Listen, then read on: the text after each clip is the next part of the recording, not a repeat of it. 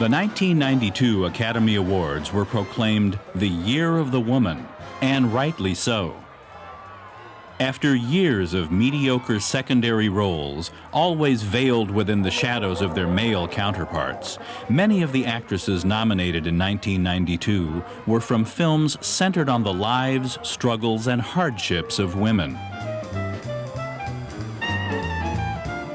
Nominations for the coveted Best Actress Oscar included Mary McDonnell playing the role of a paralyzed actress in Passion Fish, three-time nominee Michelle Pfeiffer for Love Feel, and another three-time nominee Susan Sarandon for Lorenzo's Oil, veteran actress yet first-time nominee Catherine Deneuve for Indochine, and another first-time nominee Emma Thompson for Howard's End, who took home quite a few memories from her period performance.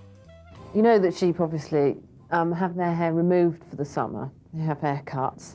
And these sheep, in order to retain the period look, because clearly they weren't shorn as often in those days, had to have the full, the full coat during the summer. So they used to get sunstroke. So suddenly you'd be in the middle of, chatting away, and then behind you you'd see a sheep just go. just keel over in the back of the shop. Oh my God! What's wrong with the sheep? There's a sheep. The sheep's fainted. The list of hopefuls for the supporting actress category included only one American, an unknown Brooklynite named Marissa Tomei, who explained the distinction between her first role and her first nominated role for My Cousin Vinny. I didn't really have an inkling about either one because, Oscar was like my break. So I was just hoping to do well, and still I felt that way with Vinny, and I still feel that way now, but I didn't really have a consciousness about how important it was to Hollywood in general, to how much a movie made it. I was just like, I'm an actor. Yeah. Three of Tomei's co-nominees for Best Supporting Actress were British: Joan Plowright for Enchanted April, Vanessa Redgrave with her 6th nomination for her part in Howard's End, and Miranda Richardson playing opposite Jeremy Irons in The Sexually Obsessed Damage. The remaining nominee was Australian-born Judy Davis for Woody Allen's Husbands and Wives. Not to be outdone by the actresses, the Best Actor nominees had some heavyweights that year as well. 7-time nominee Al Pacino was up for his performance as a foul-mouthed, blind military colonel in Scent of a Woman. Denzel Washington with his 3rd nomination for Spike Lee's Malcolm X. And 3 first-time nominees rounded out the category: Robert Downey Jr. for his portrayal of the Little Tramp in Chaplin, Stephen Ray for the gender-varying film The Crying Game, and film veteran Clint Eastwood for Unforgiven, which he not only acted in, but directed and produced as well. Not widely known to the public, Unforgiven was actually Eastwood's 16th directorial undertaking. The rugged actor had started working behind the camera in 1971 when he directed Play Misty for Me. Play Misty for me. You know him as then, in 1972, he directed and acted in High Plains Drifter. What did you say your name was again? I didn't. In 1975, Clint wore both hats again for The Eiger Sanction. I didn't actually kill him, you know.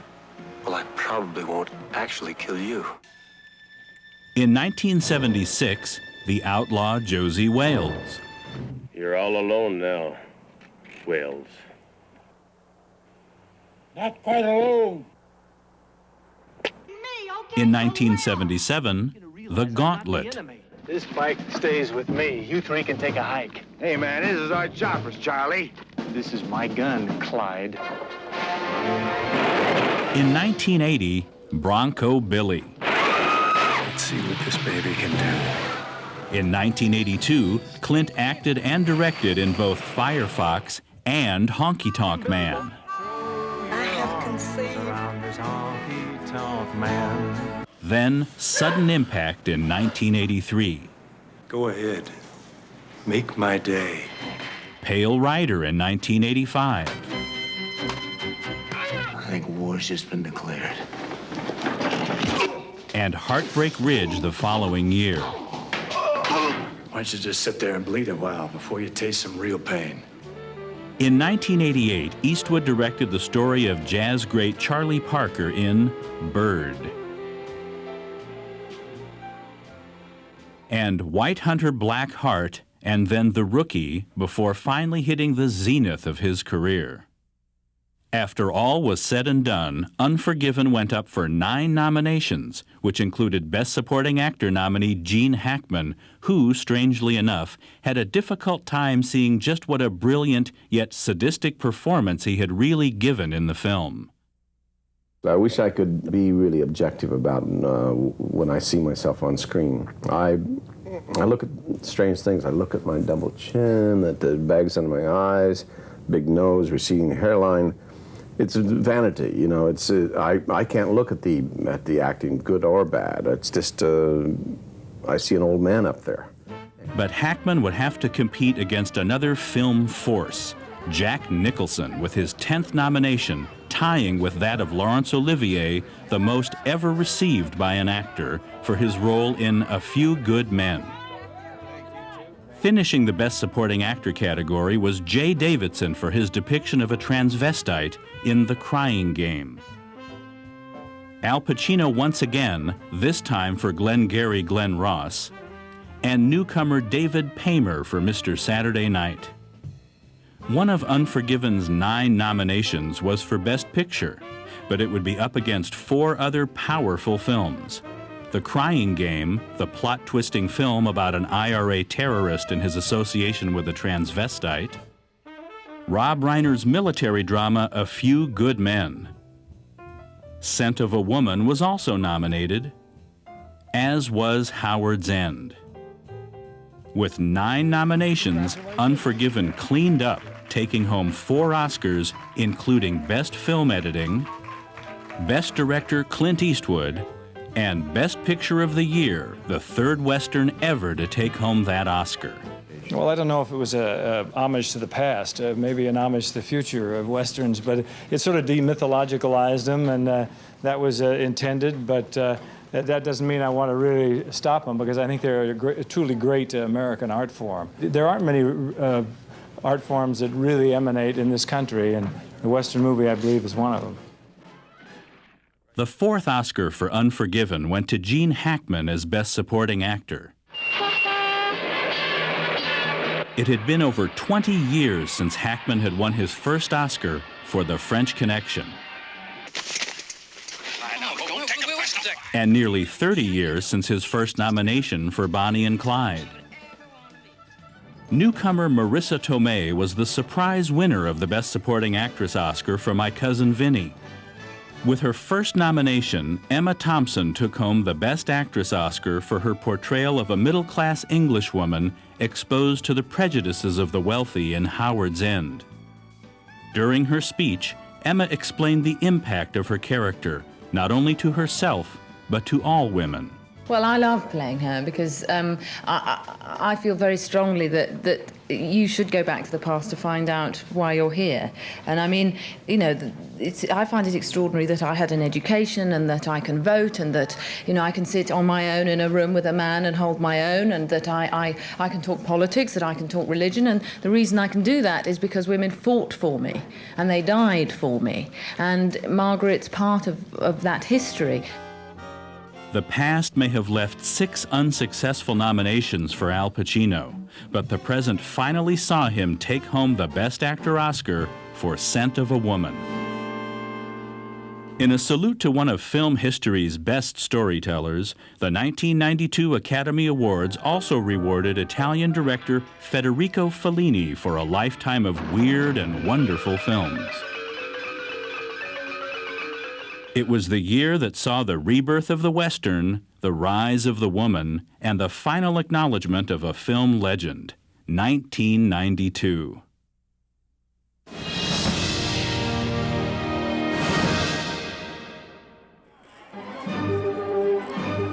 '93 was the year of Steven Spielberg.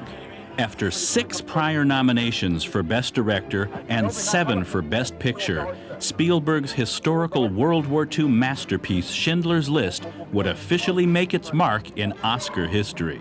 Got it. Next shot. If the previous year's theme was the Year of the Woman, then the 1993 Academy Awards should have been called the Year of the Serious Film. With the all-too-real account of the Holocaust in Schindler's List, the rest of the somber Best Picture nominees would be just as sobering. The story of an accused IRA bomber who is wrongfully imprisoned in the Name of the Father. A tale of social classes and unrequited love with The Remains of the Day. And a bizarre love story involving a mute woman having to abandon the one item she holds dear in The Piano. The only film to be nominated that wasn't serious-minded was the action thriller and box office hit The Fugitive, based on the 1960s television series of the same name. But The Fugitive failed to receive a nomination in the Best Director category. Instead, Robert Altman, with his 3-hour-long film Shortcuts, filled his position. Jane Campion, the director of The Piano, earned herself a nomination, making her the second woman in Oscar history to be nominated for the Best Director category. But Altman and Campion would have some tough competition for the Best Director Oscar, including James Ivory for The Remains of the Day, Jim Sheridan for In the Name of the Father, and Steven Spielberg with his 6th nomination for Schindler's List. In the Best Actor category, Tom Hanks seemed to be the odds-on favorite for his role as an AIDS-infected attorney in Philadelphia. But first-time nominee Liam Neeson was gaining momentum in the eyes of many Academy voters for the title role in Schindler's List. There was a certain amount of research I felt I had to do because I was wearing tuxedos and 4-piece double-breasted suits, and so I went back to, early black and white films, watched Cary Grant, various actors who were always meticulously dressed, and just watched how they held themselves and how they would use a cigarette and how they would use a wine glass and selling their costume in a way, Rounding out the Best Actor category was prior winner Daniel Day-Lewis, who had taken home the Oscar in 1990 for My Left Foot, now nominated for In the Name of the Father. Lawrence Fishburne for his portrayal of the abusive Ike Turner in What's Love Got to Do with It, and Anthony Hopkins as a butler haunted by love and tortured by its memories in The Remains of the Day. I did it because it's a very good script. It's an intriguing book, and it's not about butlers, really. It's about all our lives. Just happened the butler and the housekeeper used in the story. But it's about yearning and about denial and, I don't know, about taking life too seriously. Among the female acting nominees, 2 were simultaneously nominated in both the lead and supporting categories. Holly Hunter for The Piano and a supporting role in The Firm, and Emma Thompson for her supporting role in the Name of the Father, as well as her lead in The Remains of the Day. 2 differing characters that Thompson had little in common with, which was just the way she preferred it. I don't sort of approach characters in that way. I don't approach them thinking, how like me are they? Because that's not what my job is. My job is to pretend that I'm somebody else. My job is to pretend that I'm not me at all, but someone else. So, in fact, the more you can release yourself from your own personality and try and inhabit someone else's, the better. Deborah Winger earned her 3rd nomination in the Best Actress category for Shadowlands. And finishing the nominations were 2 first-time nominees, Stockard Channing for the comedy drama 6 Degrees of Separation, and Angela Bassett for her portrayal of Tina Turner in What's Love Got to Do with It. In the Best Supporting Actress category, alongside Emma Thompson and Holly Hunter for their double nominations, were first-time nominees Rosie Perez for Fearless and 11-year-old New Zealander Anna Paquin for her role as Holly Hunter's illegitimate daughter in The Piano. The final nominee was Winona Ryder, the front-runner in the category for Scorsese's film adaptation of The Age of Innocence. The landslide of nominations for Schindler's List continued into the Best Supporting Actor category, where a nominated Ray Fiennes, who played the sadistic Nazi Amon Goeth, reminisced about the influence of putting on the SS uniform for the first time. But I think the first time I put it on my first day of filming, and I stepped out of this caravan onto the streets where we were shooting, those costumes make you feel powerful, and because of that you feel good.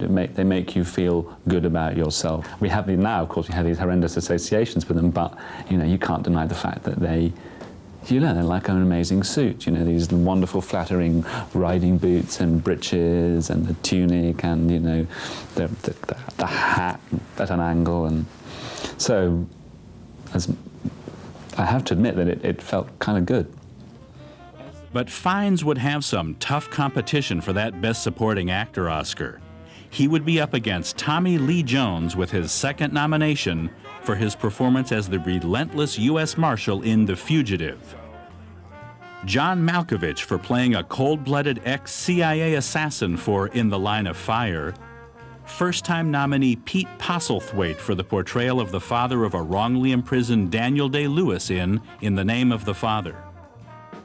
And finally, the youngest of the male nominees, 19-year-old Leonardo DiCaprio as the mentally retarded teenage brother of Johnny Depp in Lasse Hallström's What's Eating Gilbert Grape. The movie's about Gilbert Grape, who lives in a small town in Dora, Iowa, and it's about his family, myself, who plays his younger brother, and Mama and the two sisters. And it's about him realizing who he truly is as a human being and his emotions and everything like that. But young Leonardo would not get the Oscar that year.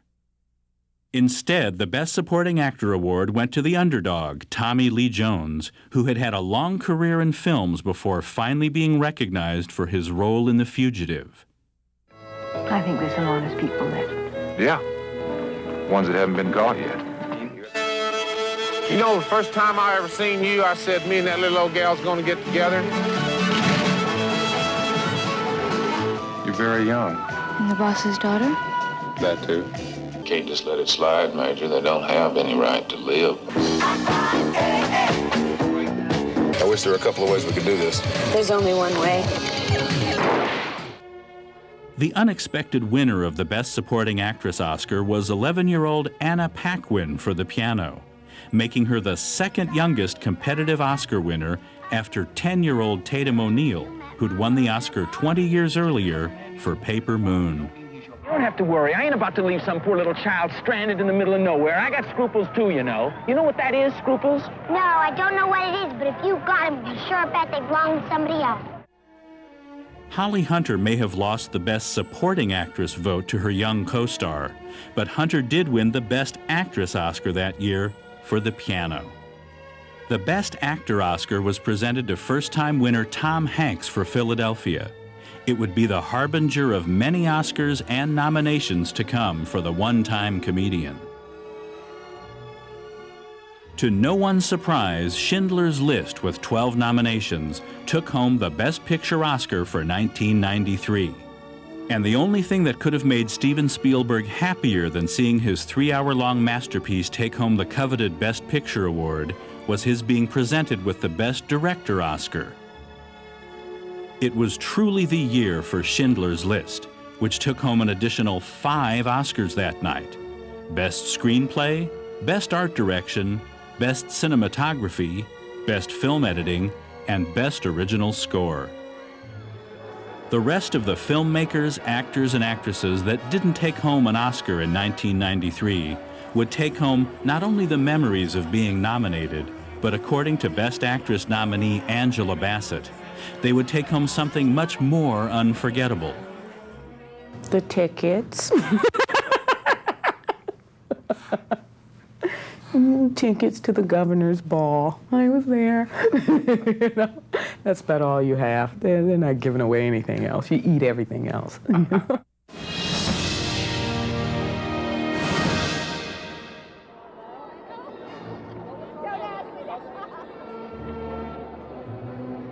Oprah, Uma, Uma, Oprah.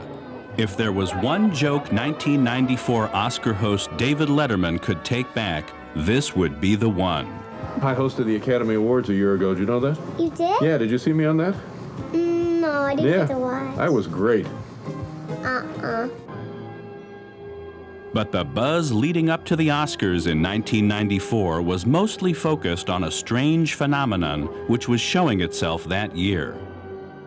Every pundit was hyping the newfound muscle of so-called independent films due to the overwhelming success of the movie Pulp Fiction. Many in the media characterized the '94 race as a battle between the smaller independent filmmakers and the big, cold-hearted studios for the ultimate control of Hollywood's creative soul. On the side of the indies in the Best Picture category was Four Weddings and a Funeral, an English film, and two films which had distinct Hollywood pedigrees, The Shawshank Redemption and Quiz Show, which was directed by movie legend and Sundance Film Festival co-founder Robert Redford. Both films were human dramas with stellar casts set in bygone eras. The Shawshank Redemption had first started life as a short story by horror master Stephen King. If you want something done right, you ought to do it yourself. He's a terrific writer, and not only is he a terrific writer, he writes great characters. So they're characters that actors want to play, and he's got a great imagination, too. Then there was the studio juggernaut. Forrest Gump was the film to beat that year with its romp through history, its groundbreaking special effects, and last but not least, crowd favorite Tom Hanks in the title role. The final film in the Best Picture category was quite possibly the only film with a bigger pre-Oscar buzz than Gump, director Quentin Tarantino's tour de force, Pulp Fiction. The film was set in an underworld populated by hitmen, thieves, drug dealers, and one especially down-on-his-luck boxer. In all of this, Tarantino managed to find a story about redemption. He also managed to resuscitate the flagging career of John Travolta, who garnered his second-ever nomination in the Best Actor category. His first had been a full 17 years earlier for the cult classic Saturday Night Fever. Joining Travolta in the horse race that was shaping up to be the Best Actor category were Nigel Hawthorne for his role as George III in The Madness of King George, Morgan Freeman for his inspiring performance in The Shawshank Redemption. If they had made the movie during the 1930s, who would have played that part? That's the Jimmy Cagney part. And Morgan played the Jimmy Cagney part.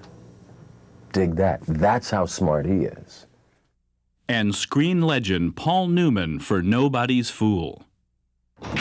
Though Newman had had a long and fruitful career, he had only won his first Oscar in 1987 for The Color of Money, playing, ironically, the same character for which he was previously nominated in The Hustler in 1962.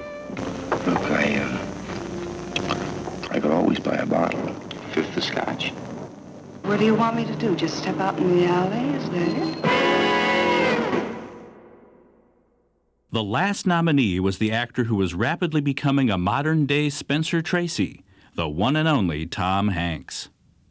Having already won an Oscar the year before for his role in Philadelphia, Hanks' role as the slow-witted Southern hero of Forrest Gump had tongues wagging all over town as to the possibility that he would take home back-to-back statuettes, a feat that had not been accomplished by an actor in this category since Spencer Tracy himself had managed it in 1937 and 1938 for Captains Courageous and Boys Town.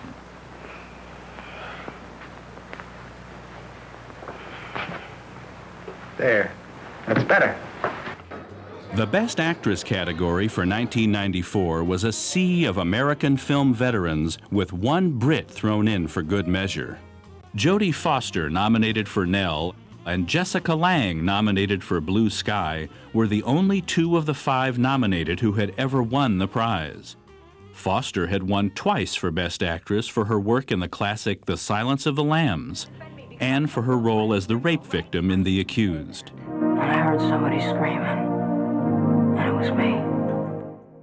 Lang had taken the supporting actress category for her turn as Dustin Hoffman's girlfriend in Tootsie in 1983, a year in which she was also nominated in the Best Actress category for her work in The Postman Always Rings Twice. It was just you and me. What are you talking about?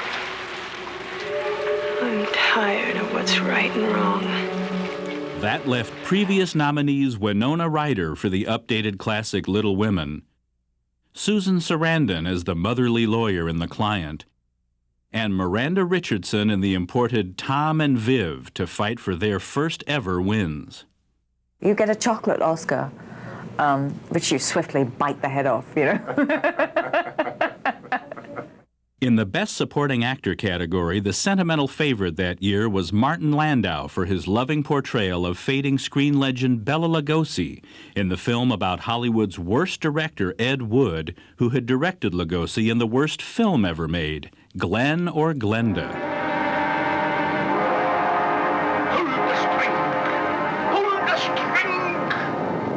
The makeup helped, but I had to become him facially.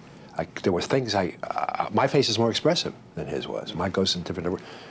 And then the power of his work. I mean, in junk movies, he was brilliant.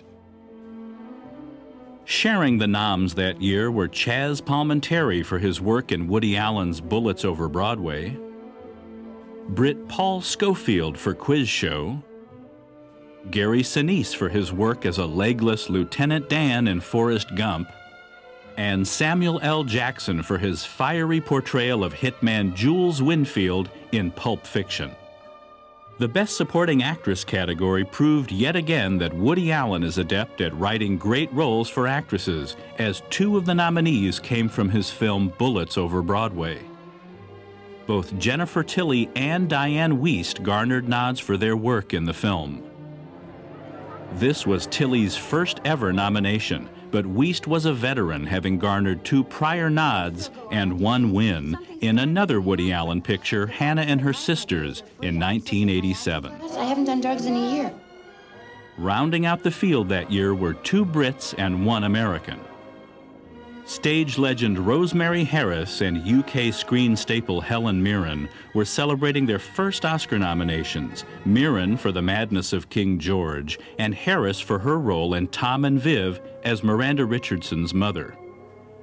Uma Thurman was also enjoying her first nomination for her role as the troublesome wife of Marcellus Wallace in Pulp Fiction. In the Best Director category, the race once again focused on the battle between the studio muscle and the indie renegades. Representing the big-budget studio side was Robert Zemeckis, protege of Steven Spielberg and the acclaimed director of the Back to the Future trilogy. The rest were all squarely on the side of the independents. Robert Redford garnered a nod for Quiz Show. That's one I remember about the limousine ride. To the gallows. That's a tough evening. Some people enjoy it. But not I'm you. not one of them. While Hollywood's foreign cousins were represented by Krzysztof Kieslowski for his masterwork, Red. Quentin Tarantino made his obligatory appearance on the list for Pulp Fiction. And rounding out the list was the man who probably best represented the rebellious spirit of a true auteur, the legendary Woody Allen. This was Woody's 18th personal nomination and his 6th time at the Oscars as a Best Director nominee. When the envelopes were finally opened, the members of the Academy left no doubt as to which side of the studio versus indie battle they stood on. Diane Wiest and Martin Landau handily took their categories, as did Jessica Lange for Best Actress. Woody said, I think it has something to do with your voice. And sure enough, if I spoke in my lowest register, I was able to do all those outrageous things, but if I couldn't do any of it in my own voice. When the award for Best Actor was announced, the crowd went wild. Tom Hanks had grabbed his 2nd Oscar in as many years. I am now, there's Spencer Tracy, of course, there's Louise Rainier, of course, and I just read today, and I was delighted to read about Jason Robards, who was an incredible influence on me when I was a young man and a young actor, and I got to tell him that in the course of making Philadelphia, the movie that I won the first one of these things for. Gump also put a little gold man on Robert Zemeckis' mantle for Best Director. Thus far, Pulp Fiction had only managed to score one award for Best Original Screenplay, but the big award was yet to be announced. And the Oscar for Best Picture ultimately went to Forrest Gump, proving once and for all that life really is like a box of chocolates. You never know what you're gonna get.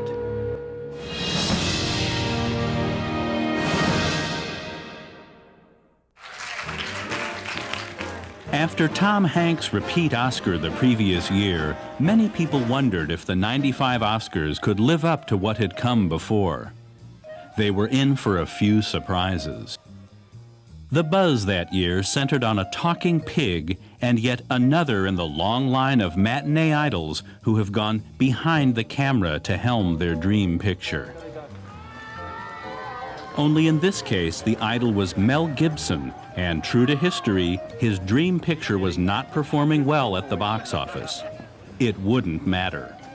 It's a kind of a, not daunting, but you because I thought I could do it, but you approach it with some trepidation, and rightly so, because you don't want to mess it up. You want to tell it faithfully and true, because I think just reading the history, I kind of gained a reverence for this guy, just for his beliefs and the willingness, the uncompromising nature of him, and what he was willing to do for his freedom.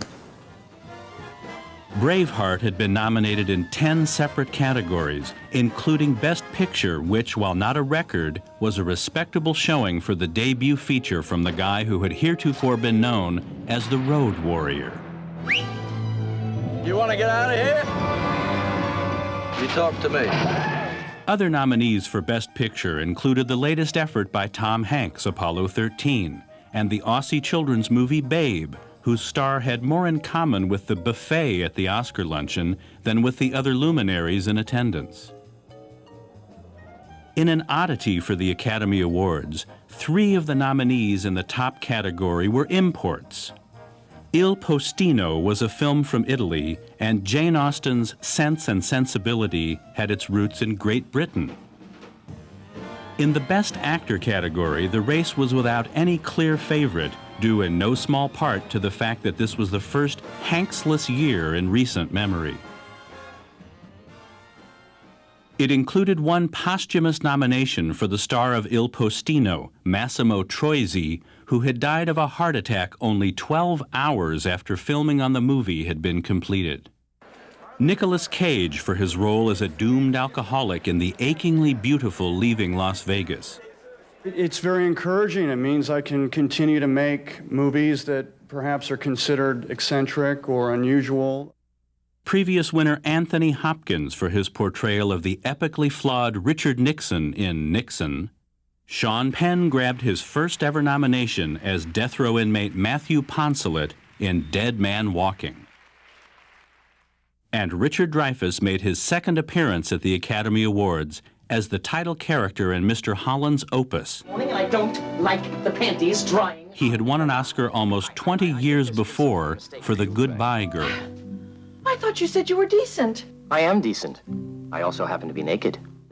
The Best Actress category was a race between 3 very familiar Oscar veterans and 2 first-time nominees. Susan Sarandon proved yet again that Rocky Horror was the exception, not the rule, with her nominated performance in Dead Man Walking. Emma Thompson showed her versatility for Sense and Sensibility, managing to score 2 nominations for Best Actress and Best Adapted Screenplay. I won the boat. I won the boat. Academy favorite Meryl Streep earned her 10th nomination for The Bridges of Madison County. She was 2 shy of the record set by screen legend Katharine Hepburn in 1982 when she won her 4th statuette for On Golden Pond. You're my knight in shining armor. Don't you forget it. Streep had won 2 Academy Awards in the early 1980s, one for her role in Kramer vs. Kramer, and one for her portrayal of Karen Silkwood in Silkwood. Joining the fray this year were Sharon Stone, best known for her revealing lack of undergarments in Basic Instinct, for her role in Martin Scorsese's Casino opposite Oscar winners Joe Pesci and Robert De Niro, and Elizabeth Shue for her breathtaking performance as a hooker opposite nominee Nicolas Cage in Leaving Las Vegas. She had come a long way from adventures in babysitting. Your friend is dead. The Best Supporting Actor and Best Supporting Actress categories were interesting ones this year, as they were made up entirely of first-time nominees. Heartthrob Brad Pitt had finally found his stride this year with his work as a disgruntled cop on the edge in Seven. But it was his role in the offbeat Terry Gilliam film 12 Monkeys, where he played a man who may or may not be lunatic, that garnered him an Oscar nod. Pitt's Seven co-star Kevin Spacey was also living through his first Academy Awards ordeal due to his enigmatic performance in The Usual Suspects. Ed Harris was nominated for his role as a hard-nosed NASA flight controller for Apollo 13. This was Harris's second time as a key player in a film about NASA. The first had been in 1983's The Right Stuff, when he had played astronaut John Glenn. Venerable character actor James Cromwell finally got some long overdue recognition, albeit as a farmer who talks to a pig, for Babe. Tim Roth got a nom for his work as a murderous hired assassin in the other historical Scottish epic from 1995, Rob Roy. On the flip side of the gender coin, Brat Packer Mare Winningham got a nod for her work in Georgia. Joan Allen played long-suffering former First Lady Pat Nixon and joined on-screen hubby Anthony Hopkins as a nominee for Oliver Stone's Nixon. Kathleen Quinlan grabbed a place on the very short list of nominees as astronaut Jim Lovell's wife in Apollo 13. Woody Allen trotted out yet another movie in his serio-comic canon and managed yet again to score a nomination for one of his actresses. This time, the actress was Mira Sorvino, and the film was Mighty Aphrodite. Relative unknown Kate Winslet had beat out over 100 other hopefuls at a cattle call for her role in Sense and Sensibility. Something about her grabbed the attention of co-nominee Emma Thompson. It obviously worked on the members of the Academy as well. Mel Gibson graduated from being People magazine's staple, sexiest carbon-based life form to being a serious contender for Oscar Gold for his directorial work on Braveheart. As always, the winners were trotted out with all the pomp and circumstance available to the motion picture industry. The Best Actor Oscar went to Nicolas Cage, who had now completed his sweep of the available awards for the year. Best Actress was five-time nominee Susan Sarandon in a long-overdue nod to her formidable talents. Mira Sorvino's father unleashed a torrent of joyous tears at the news that his daughter had taken the most coveted award in the industry for Best Supporting Actress. In a finish that shocked no one, Kevin Spacey took home his first Oscar that night for Best Supporting Actor. When the Best Director category came up, it was with bated breath that the world heard the news that Mel Gibson would be taking Oscar home that night. And in the biggest prize of all, Mel once again came up smelling like roses. Braveheart was now the best picture of the year. It did impressive business at the box office thereafter.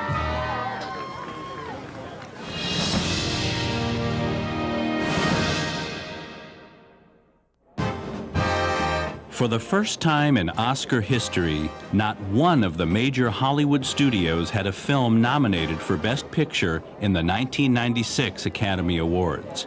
Not Paramount, not MGM, not Warner Brothers, not United Artists, Fox, Columbia, Universal, not even Disney. The 1996 Academy Awards became known as the Year of the Independents.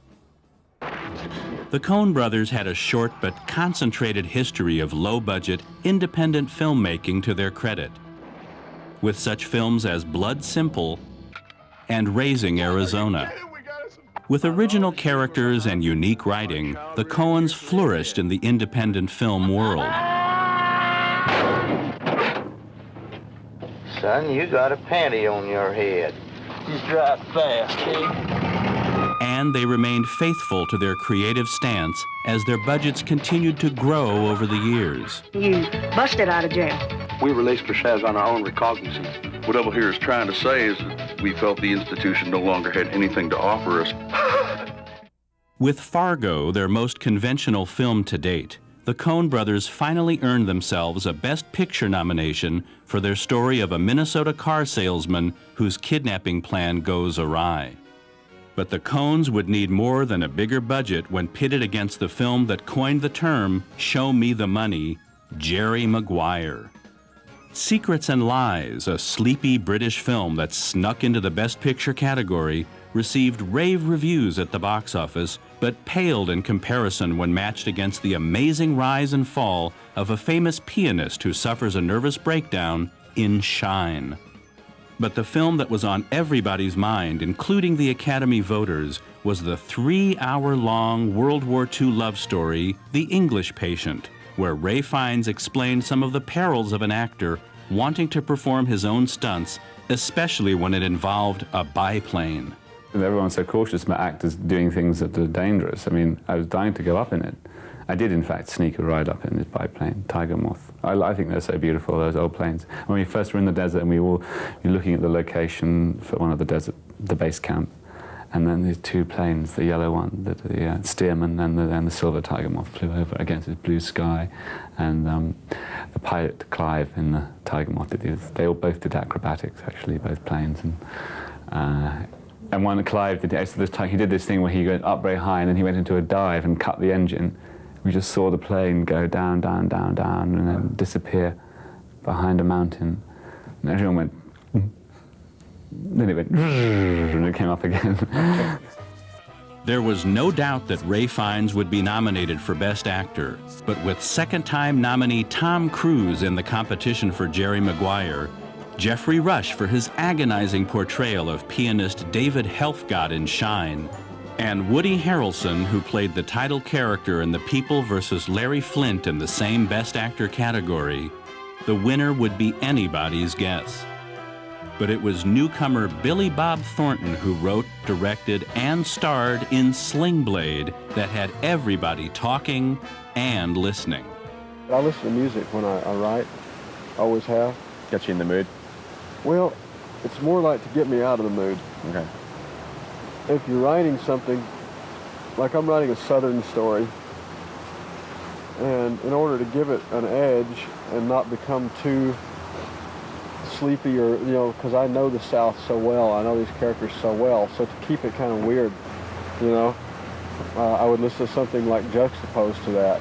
So the entire time I wrote Sling Blade, I listened to a track called Holiday in Berlin, Full Blown, off the Burnt Weenie Sandwich record by the Mothers of Invention. Okay? That's what I listened to when I wrote Sling Blade. Although Joel Coen was nominated for Best Director for Fargo, it was his wife, Frances McDormand, playing the pregnant police chief in the film, who seemed to be the anointed front-runner in the Oscar race that year. But the Best Actress category would prove to have some tough competition for McDormand in 1996, with first-time nominee Brenda Blethyn up for her part in Secrets and Lies, Diane Keaton with her third nomination for Marvin's Room, Kristen Scott Thomas playing opposite Ray Fiennes in The English Patient, and lastly, Emily Watson in her film debut for Breaking the Waves. But Watson's rapid rise to become an Oscar nominee very nearly didn't happen. I didn't get into drama school twice, yeah. Basically because I was rubbish. I didn't know what I was doing. I was very sort of shy and insecure. But I don't know, something somewhere inside me was quite pig-headed and just kept bashing away at it. The Best Supporting Actor category had some colorful nominees as well, including second-time nominee James Woods for his portrayal of a Southern racist in Ghosts of Mississippi,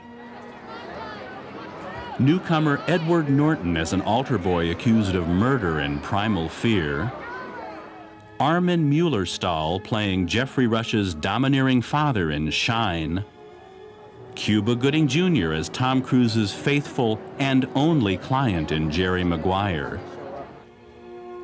And finally, Fargo's dim-witted car salesman and failed blackmailer, William H. Macy, who explained the real importance of being nominated for an Academy Award. First, this stuff pours in immediately, the bottles of champagne. I'm still drinking champagne from, you didn't get any champagne? Go ahead. But it takes about for me, career-wise, it took a year and a half before I could really see the results of being indicted. The English Patient provided the Oscars with yet another nominee in yet another category. Best Supporting Actress, where Juliette Binoche took up residence as one of the lead frontrunners. But she would have plenty of opposition in her path from such established actresses as Joan Allen for The Crucible, Marianne Jean-Baptiste, who was the first black British actress ever to be nominated for Secrets and Lies, Lauren Bacall for Barbra Streisand's comedy The Mirror Has Two Faces, and finishing the category, nominated for her part in Portrait of a Lady, another veteran of film and stage, Barbara Hershey, who was quite content in the direction her career was finally taking. It's funny, I never had a general plan. My main desire was just to always act and to act a variety of roles. There are roles I've missed that I wished I'd had, and roles I'd taken I probably would do better to have not have done. I don't know. It's hard to know. I never had a general picture. I'm pleased, though, with the direction it's taken. But the direction wasn't toward the stage that night for Hershey. Instead, Juliette Binoche won the Best Supporting Actress Oscar for The English Patient.